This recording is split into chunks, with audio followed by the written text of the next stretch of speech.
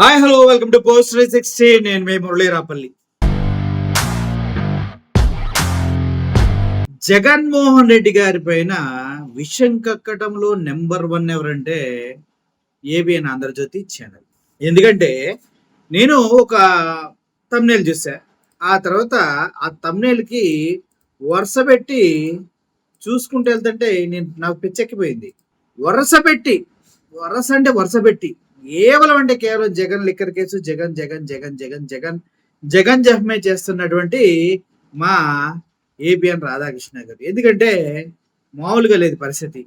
జగన్ గారు తలుచుకుంటే ఉచ్చ పడిపోతుంది ఒక్కొక్కరికి. అసలు నాకు ఇంట్రెస్టింగ్ గా అనిపించిన కేసు ఏంటంటే, ఈయన ఎవరో తెల్ల జుట్టు వేసుకుని ఒక పెద్ద వ్యక్తి కూర్చున్నాడు. ఆయన మాట్లాడుతూ 122 సాక్ష్యాలు ఉన్నాయంట జగన్ గారికి వ్యతిరేకంగా. 122 సాక్ష్యాలు జగన్ గారికి వ్యతిరేకంగా ఉంటే మరి ఎందుకో చంద్రబాబు నాయుడు గారు అందరికి స్ట్రిక్ట్ గా ఇన్స్ట్రక్షన్స్ ఇచ్చాడు. లిక్కర్ కేసు గురించి మాట్లాడకండి అని ఎందుకు చెప్పాడు మంత్రులకి? జగన్మోహన్ రెడ్డి గారు నిజంగానే అరెస్ట్ చేసే దమ్ము ధైర్యాలుంటే ఎందుకు వెనకడుగు వేస్తూ ఉన్నారు?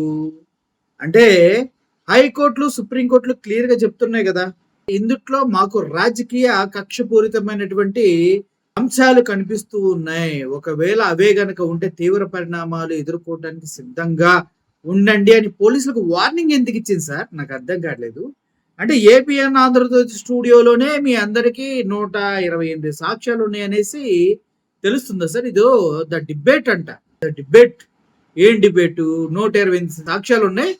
అందుట్లో ఈడొచ్చి చెప్తాడు ఒక ముసలాయన, దానికి ఏబిఎన్ వెంకటకృష్ణ కూర్చొని మూసలేదా అని మనోడు మాట్లాడుతూ ఉంటాడు.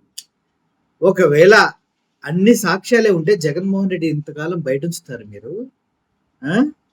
ఈక దొరికినా కూడా తోకను పట్టుకుని మొత్తం లాగి లోపలేరు ఏరు. మీ దగ్గర దమ్ము ధైర్యం లేదు, సీను సితారా లేదు, మీ దగ్గర ఎటువంటి ఆధారాలు లేవు. ఆ విషయం కోర్టులకు కూడా తెలుసు కాబట్టే ఇది రాజకీయ కక్షపూరితంగా జరుగుతున్న కేసులా మాకు అనిపిస్తుంది. అయినా సిఐడి సిట్ అధికారులు ఇదేదో తీరా స్థాయిలో మరీ ఇంపార్టెంట్ కేసులా ఉంది అని చెప్తున్నారు కాబట్టి మీకు మేము రిమాండ్ ఇస్తున్నాం అంటూ ఇస్తూ ఉన్నారు. ఈ క్రమంలో ఈ 128 సాక్ష్యాలు ఉన్నాయని చెప్పిన సోకాల్డ్ ఏబిఎన్ ఆంధ్రజ్యోతి ఛానల్లో ఇంకొక విషయం కూడా ఉంది. అసలు ఎంత కామెడీగా ఉంటదంటే ఈ ఛానల్, అబ్బో మామూలుగా ఉంటుంది. అయితే ఇందుట్లోనే ఏపీ లిక్కర్ కేసులో ఈడీ ఎంట్రీ, ఇది నిన్నే మనం మొత్తం కలిసి 15 hours లో తీసినవే ఈ థంబ్నెయిల్స్ అన్ని. రాజ్ కెసిరెడ్డి నోరు విప్పితే అంట. అంటే ఏంది? రాజ్ కెసిరెడ్డి ఇప్పటి వరకు నోరు విప్పలేదు, అయినా కూడా మీ దగ్గర 128 మంది సాక్ష్యాలు ఉన్నాయి. పెద్ద మనిషి, నువ్వెవరో కానీ తెల్ల జుట్టు వేసుకొని మాట్లాడుతున్నావు. ఓకే, నీ వయసుకి మేము రెస్పెక్ట్ ఇస్తున్నావు, కానీ ఎందుకు ఇలా అన్ని ఛానల్స్ అసత్యాన్ని మీరు ప్రచారం చేస్తున్నారో నాకు అర్థం కావట్లేదు. నిజంగా 128 ఆధారాలు ఉంటే సిఐడి గాని సిట్ గాని జగన్ని బయట ఉంచుతారా? ఉంచడానికి ప్రభుత్వం ఊరుకుంటుందా? ఊరుకోదు. నువ్వు వచ్చి లొడలోడా ఏదో ఆ సాక్ష్యాధారాలు ఉన్నాయంటే తీసి చూపించు. నీ దగ్గర సిట్ చెప్పిందా, సిఐడి చెప్పిందా, లేదంటే ఎవడు చెప్పాడు 128 సాక్ష్యాధారాలు ఉన్నాయని తీసి బయట పెట్టాయా? టీవీ ఛానల్లో లైవ్ లో ఉన్నావు, ఆ సాక్ష్యాధారాలు ఏమున్నాయో తీసి బయట పెట్టు. అచ్చేత కదా కళ్ళ జోడేసుకుని తెల్ల జుట్టు వేసుకుని వయసు పెరిగిందని బుద్ధి జ్ఞానం పెరగలేదనే విధంగా మాట్లాడాలా? సిగ్గుందా నీకు అసలు కొద్దిగన్నా? ప్రజల్ని ఎందుకు తప్పుదారి పట్టిస్తున్నావు నువ్వు? 128 సాక్ష్యాలు ఉంటే మరి ఎందుకు అరెస్ట్ చేయట్లేదు జగన్మోహన్ రెడ్డిని? రంగం సిద్ధు, బొంగం సిద్ధం ఇవన్నీ సొల్లు కబుర్లు చెప్తున్నారు ఎందుకు? ఇప్పుడు ఈ ఛానల్లో ఏపీ ఆంధ్రజ్యోతిలో పెట్టినటువంటి థంబ్నెయిల్స్ అన్ని మీకు ఒకసారి చూపిస్తున్నా వినండి. తప్పించడం ఎవరి తరం కాదు, జైలుకు వెళ్ళడానికి రెడీగా ఉండి ఈడే చెప్తాడు. తప్పించడం ఎవరి తరం కాదంట, ఈడే చెప్తాడు ఏబిఎన్ వాడు. జైలుకి వెళ్ళడానికి రెడీగా ఉండు. సో ఇదొకటి. మళ్ళీ తర్వాత ఇంకోటి చూడండి, క్లైమాక్స్ కు లిక్కర్ కేసు. ఎప్పటి నుంచి క్లైమాక్స్? గత 2 నెలలు 3 నెలల నుంచి క్లైమాక్స్ కి మీకు సిగ్గు లేదు, ఆ క్లైమాక్స్ కి అంతం లేదు కదా. క్లైమాక్స్ కి లిక్కర్ కేసు అంట. మళ్ళీ ఇద్దరిద్దరుడు మళ్ళీ liquor case, Tadepalli palace, Jagan arrest కు రంగం సిద్ధం. ఎన్నిసార్లు రంగాలు సిద్ధం చేస్తారా? ఎవరి రంగం సిద్ధం చేస్తున్నాడు? ఏమీ లేదు అక్కడ, అంతా హుల్లక్కు, అందుట్లో ఏమీ లేదు అన్న విషయం అందరికీ తెలుసు, ఇంక్లూడింగ్ మీకు కూడా తెలుసు. జగన్మోహన్ రెడ్డి గారిని టచ్ చేసే దమ్ము ధైర్యం లేవని అందరికి తెలుసు. ఒకవేళ మీరేదో కుట్ర పన్ని ఏదో చేసి లోపలికి పంపించినా కూడా జగన్మోహన్ రెడ్డిని కూడా పీకలేరు. ఒక నెలలోపే బయటకు వస్తాడన్న విషయం మీ అందరికీ తెలుసు.